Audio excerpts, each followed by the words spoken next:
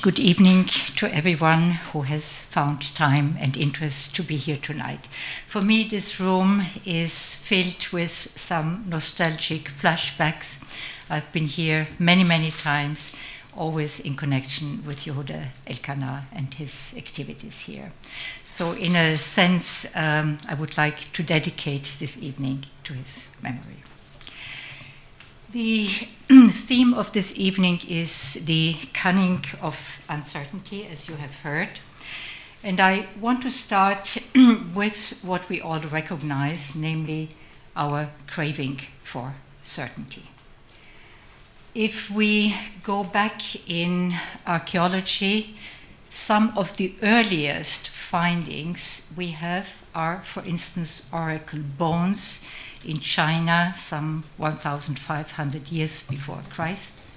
And there are many other artifacts of this kind that were used, bones that were used by people who wanted to know what has the future in store for us. And we continue, and there is a very long trajectory, of course, in terms of predictions, wanting to know the future. And this is part of our craving for certainty. In the more technical realms, we have seen the search for regularities. We have seen the Kondratiev waves, something that has gone out of fashion now, because I think acceleration has been speeding up innovation far more than the 55 years that the Kondratiev cycle predicted. And whenever we look at one of these many, many curves that we see every day in the press, financial markets, and the the question is always, where exactly are we on which point in the curve? It's easy to draw curves, but where are we on the curve, and what does this have to do with our reality? And of course, one of the questions, and this is where I do pay my homage to Karl Popper, is that he very clearly stated the task of the social sciences is not to do predictions. He also said they should not engage in conspiracy theories of various kinds, nor in prophecies, but that their main task is to trace the unintended social repercussions of intentional human actions. And I think we can translate this into this is an uncertainty of a particular kind, namely of our own making. We do not know the unintended consequences of our actions, and therefore we create uncertainty in terms of what our actions will yield, what will be the result. Now, let me just go back not only to oracle bones, but to the human world in this craving for certainty.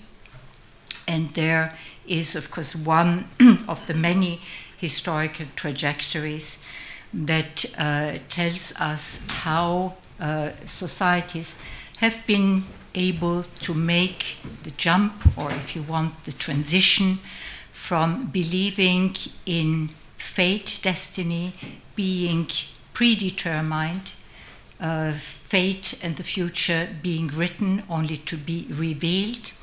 And instead, we have come to various degrees to the conclusion that at least there is some room for humans to shape their own destiny. And of course, with modernity in the middle of the 18th century in particular, there was this realization that, and the optimism that came with it, we can take our destiny in our own hands. And sometimes there were periods of excessive optimism and excessive belief, how far we can go and shape societies. We have all known these periods of social engineering, that society is like a machine. You can engineer society. So there were all these various strands into which I cannot go now. But approximately in the middle of the 18th century, for the first time ever, the notion of the future appeared as something that is not predetermined, but that is something like an open horizon. And I will come back to this. Now, of course, part of the background of this belief system was science and technology starting to leave its marks already, and with it came the promise of human betterment. And we are still in the process, despite the many, many setbacks. We look at science and technology as one of the possibilities for bettering human life. And tomorrow morning I will speak about the social sciences and the role that the European Union thinks they can play in contributing to this human betterment, but that's for tomorrow. The backside of the craving for certainty is what I call the historical profiles of fear. Craving for certainty, if you are not able to determine the future, if you are uncertain of what the future brings to you, can flip-flop into fear. And here it is illuminating, and I've just picked out a few of the many, many examples, beginning in the Middle Ages. Delumeau, one of the authors, French historian, who has written extensively about the fears in the Middle Ages. And what we find there are fears that we can readily recognize. Invasions, wars, illnesses. These are fears that are very human, very rational, as we sometimes call them, although I would question that you can really make a fine distinction between rational fear and irrational fear, because it's very much depending on the context. But then there are some very, very strange fears. For instance, Delumeau also speaks about the fortifications of cities in the Middle Ages. And of course, one of the functions was to ward off enemies from the outside.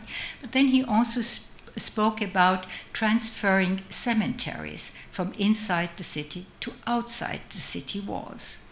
And you would think, well, there were more people living inside, so for hygienic reasons, etc., you would transfer the cemeteries outside.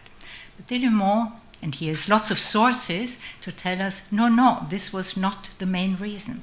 The main reason was the fear, I emphasize, the fear of the dead coming back, les revenants, the dead bodies, souls haunting the living, and therefore they had to place outside the city walls.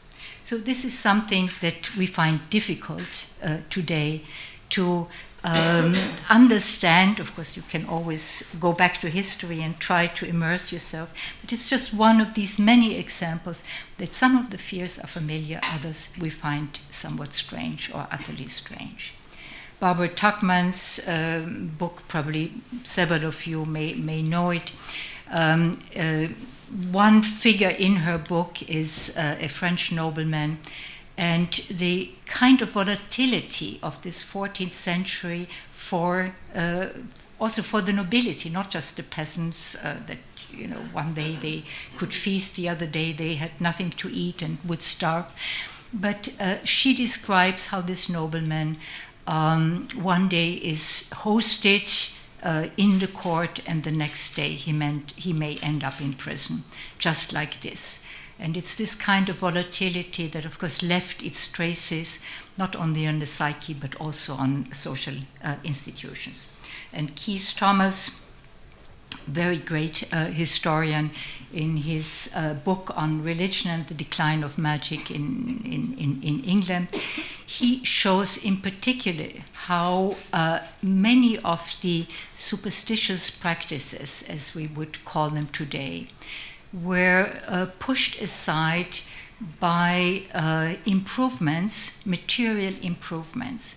So you would, all of a sudden, in the 16th, in particular in the 17th century, you would build houses no longer in wood, but you started to build them with brick and mortar, and lo and behold, they would withstand fire much better than a wooden house. And many of the magical practices that were around in order to ward off fire then disappeared. And one of the other examples that I sort of stuck in my mind, for lost objects, if you lost something, there was a set of prayers how to make you find this object again. Then all of a sudden newspapers appeared, and you could put a little ad in the newspaper: I have lost this object, and whoever brings it back to me will get a small monetary reward. And again, there was this change in practice. The prayers disappeared, and the newspapers thrived, although today they have other problems in surviving. And just to bring us up to date, this is a satirical novel by Nathan Rich, The Odds Against Tomorrow. And it treats, the hero of the story is a character called Mitchell Sukov.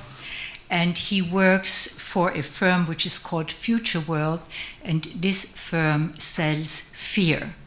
And you can insure against fear by selling fear. It's a very hilarious novel. And so just to make the point that I want to make here, that we have these historical changes in profile of what are our anxieties. And if you want to have an update in terms of public opinion surveys, the Pew Global Survey goes to, I don't know, more than 40 countries and asks people, what are you most afraid of? And guess what do they say? They say financial volatility. The financial markets, this was in 2013, but also climate change, and governments would probably add terrorism to that list. So this is one of the changes.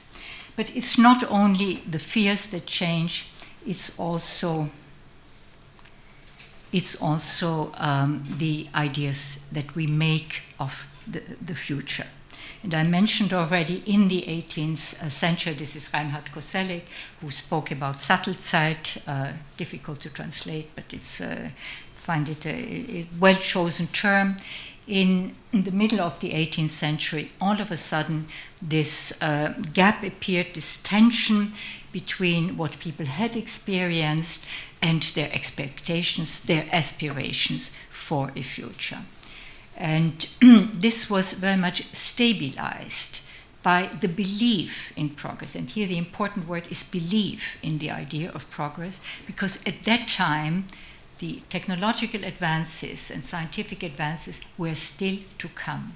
There were, we would say today, it was still in the lab, there were prototypes, but society itself could not as yet in any way utilize the new knowledge that came with modern science and technology, but the belief was there.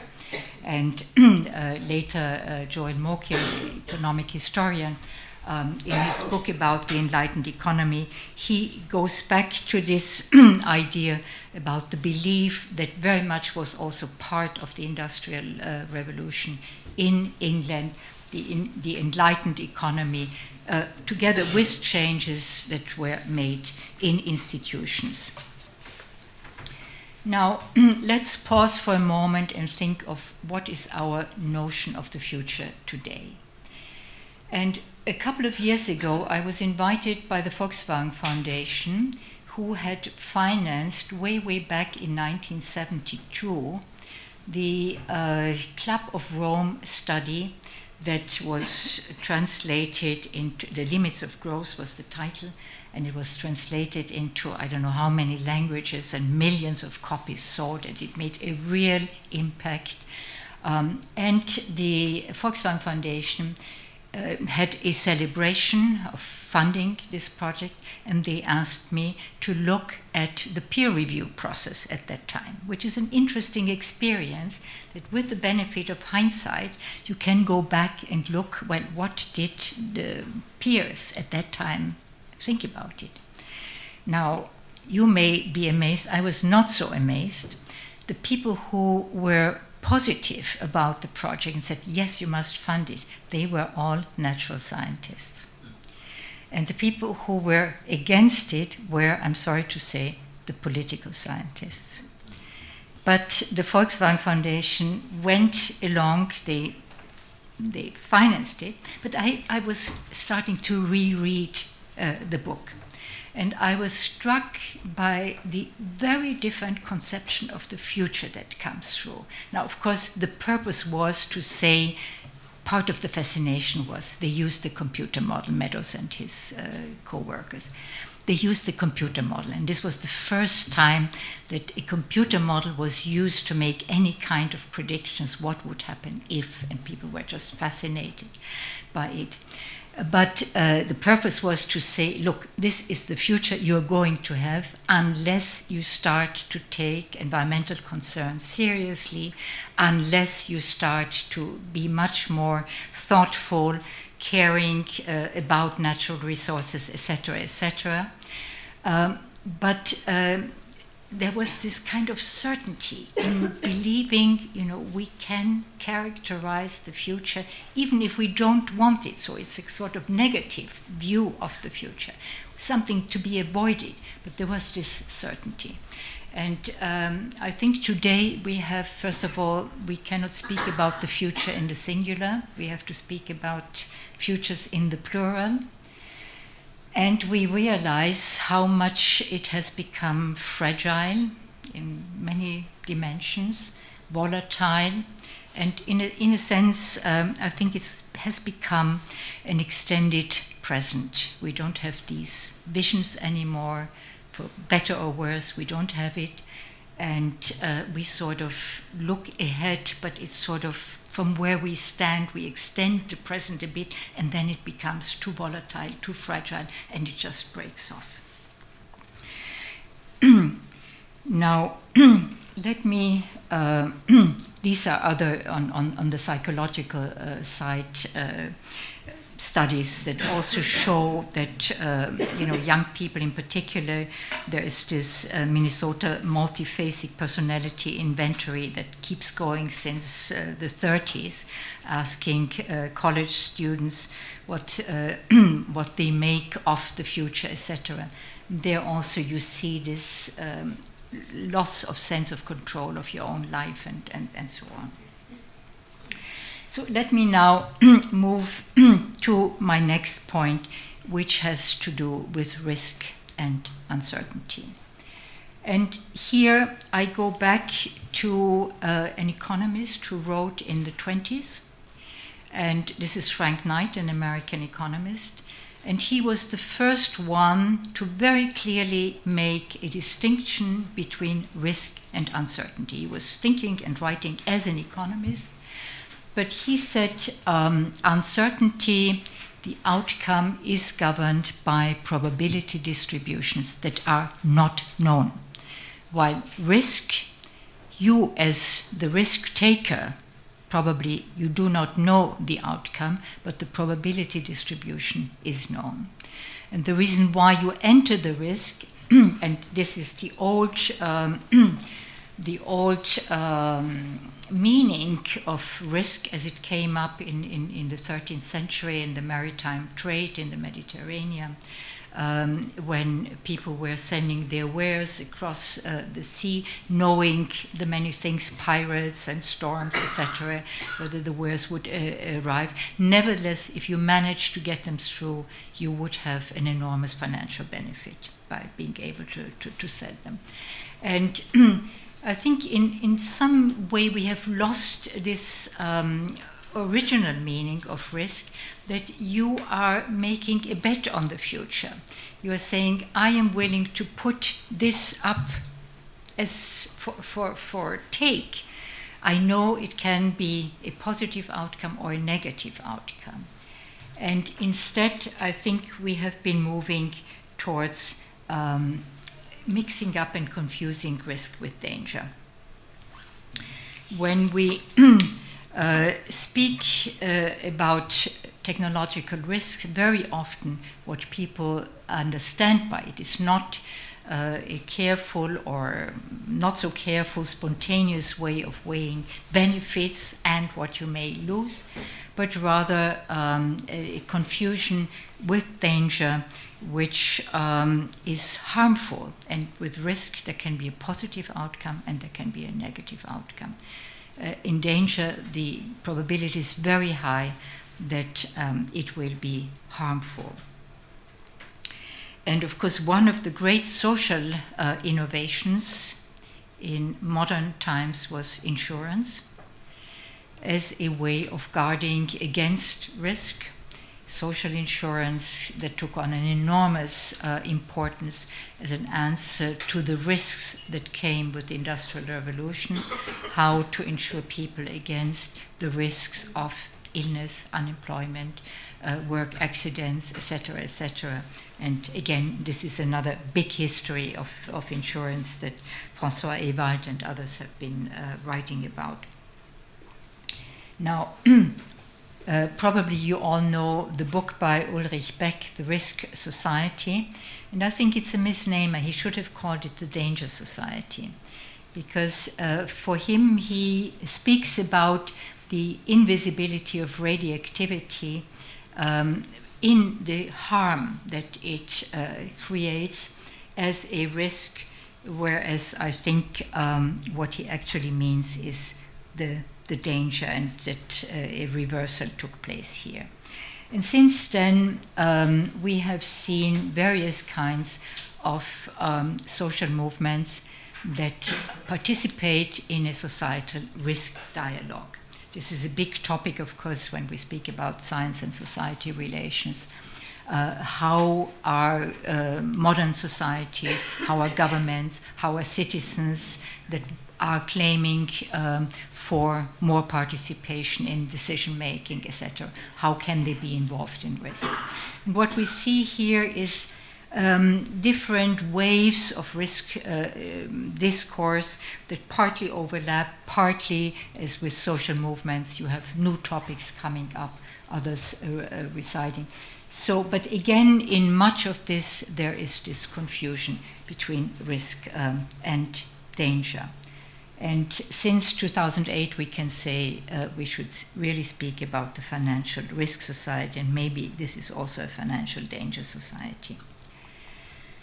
Now, tracing the unintended consequences of human intentional action is something extremely difficult to do. Because it means to cope with uncertainty. Now, I mentioned already the social innovation of insurance is one way of coping with uncertainty by having a set of institutional measures, financial measures in place for the entire population to mitigate the negative consequences of industrialization.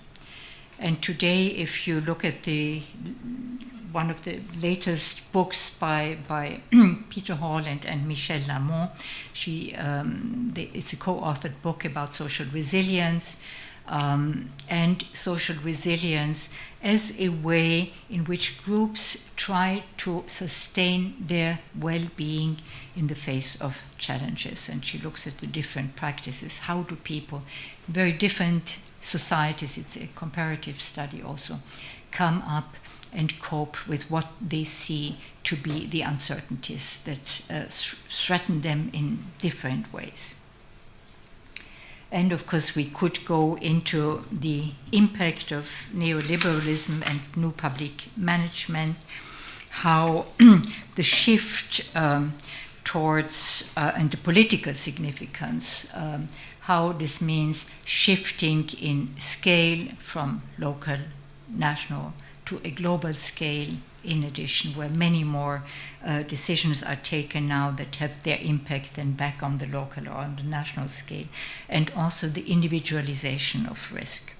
That there is this very clear tendency, it's up to you as the consumer, up to you as the citizen to look yourself after the rewards and how you can ensure yourself. Now, this also transforms the collective imaginaries. We have a rise in what I call the technologies of performance. As a university, you are very much aware of what I mean with performance. You all know that auditors, policymakers, funders, they all want to know what impact does it make, what you are doing on a day-to-day basis, what will be the outcome. And it's this kind of way of holding people accountable for the performance of both individuals and institutions through monitoring, through benchmarking, that is an attempt to eliminate uncertainty. Because you want people, if you are writing your research application, you are expected to say already now what the outcome will be and the impact will be. And this, in my view, amounts to an elimination of uncertainty. Now, among others, Michael Powers has written about it, and we also see this growing reliance on governance by numbers, and at times this looks like a sort of revitalization of some kind of magic, a belief in numbers. I just had one quote in mind, a decision maker who was carefully approached by an advisor who was telling him, well, you know, I want to give you a range of certainties and possible outcomes. And the decision maker said, don't give me a range, give me a number. And it's this, you know, belief in numbers that again amounts to you don't even want to listen as a decision maker to the uncertainties that those who advise you are very much aware of.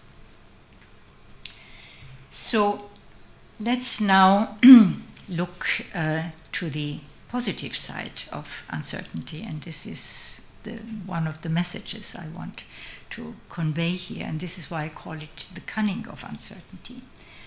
One place to look for it is science. And it comes first with what I call the embarrassment of complexity.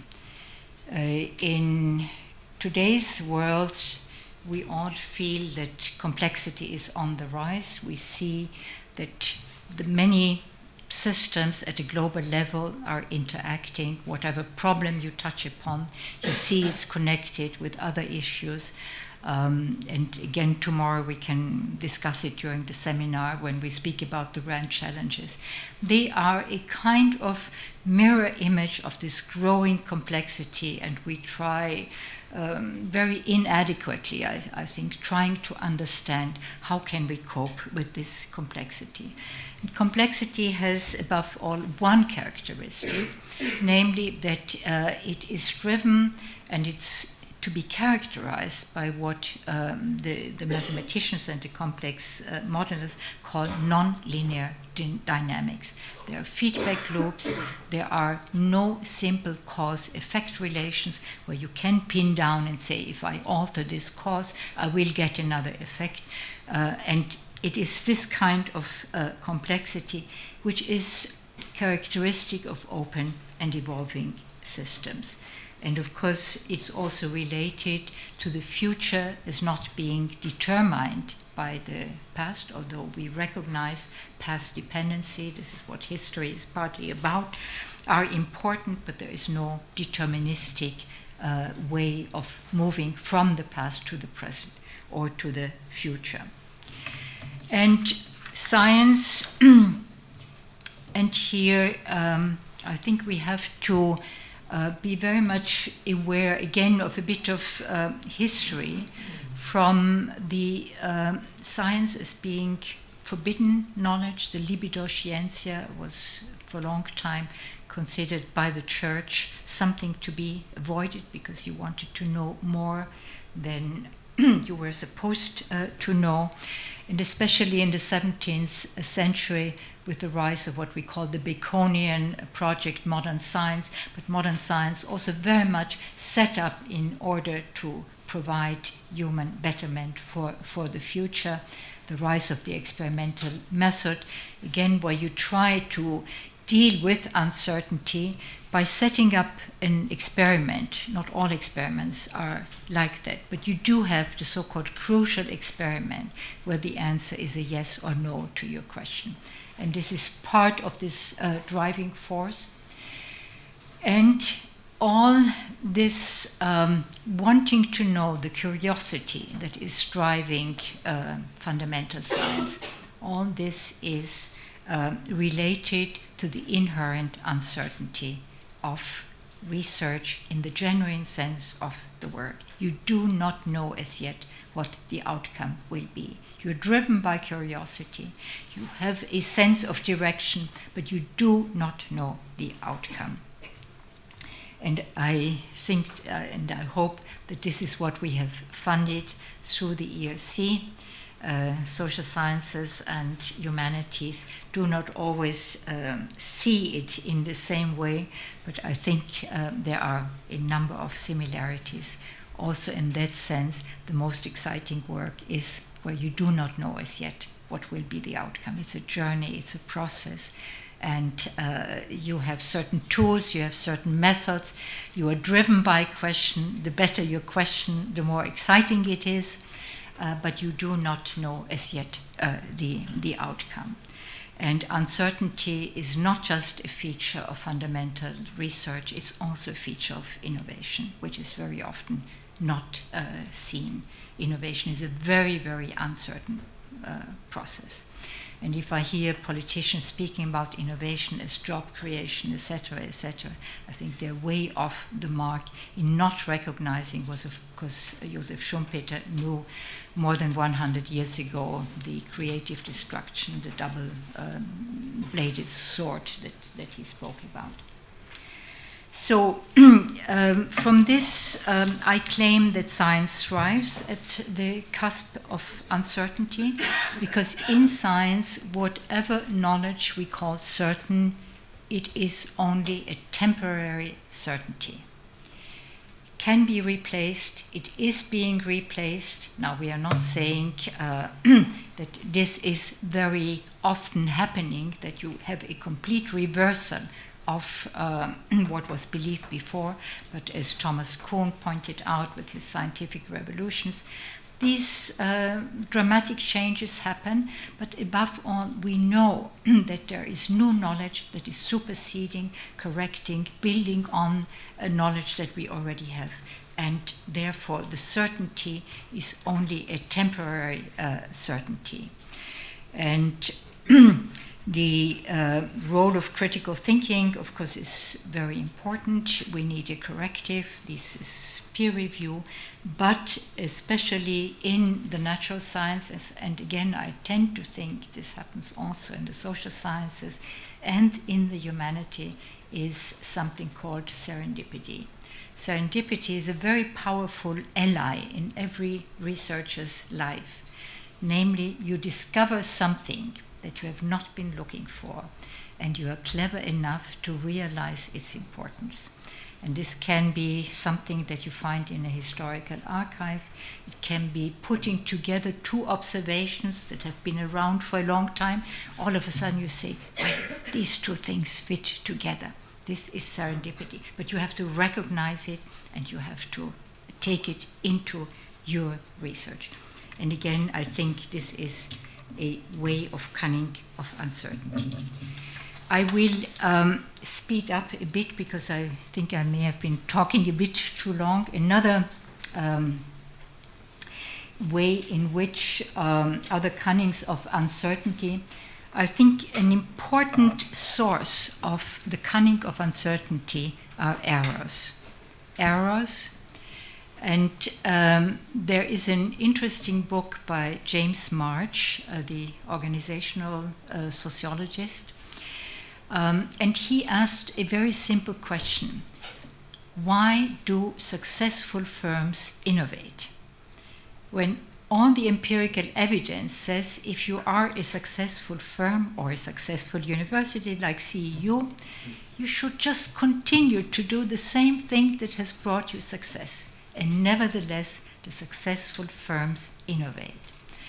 And he reaches the conclusion that this is due partly to what he calls the overconfidence of leaders. So you have leaders who think, well, we can do it and we go ahead. But above all, it's due to errors that creep in this repetition of what you have been doing well. It's never exactly the same. The world has changed. So even if you think you do the same, there are other contingencies around that keep changing. And it is through these errors that the new creeps in and how uncertainty about the future shows its cunning. Now, let me sort of move to the last few points I want to make. Why is it so difficult for society to embrace uncertainty? We live in a time where people are very anxious, and you can back this up with empirical data.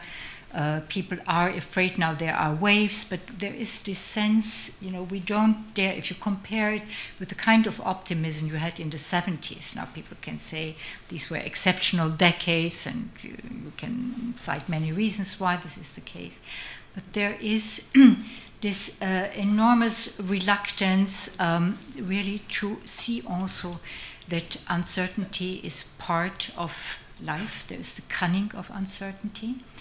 And if we would embrace more uncertainty, we would perhaps tend to see the future as the sort of open horizon and the possibilities that it has to offer.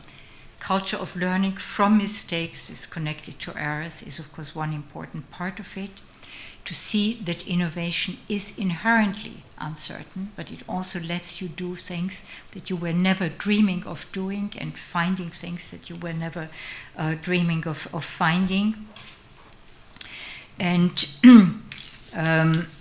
therefore, I want to end. This is really sort of my last slide. If science, and as a person who works in social studies of science, this is a question that preoccupies me very much. If science thrives on uncertainty, why is it so difficult to convey at least part of this to society?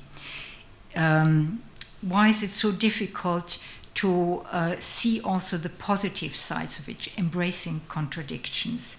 A culture of learning from our mistakes, and also to see the limits of predictions, to see how far and under which circumstances can predictions tell us something about outcomes, and where are predictions just way off. And this is my last homage to Sir Karl, and I believe in it. Knowledge continues to evolve, and we do not know yet what we will know in the future. Thank you very much.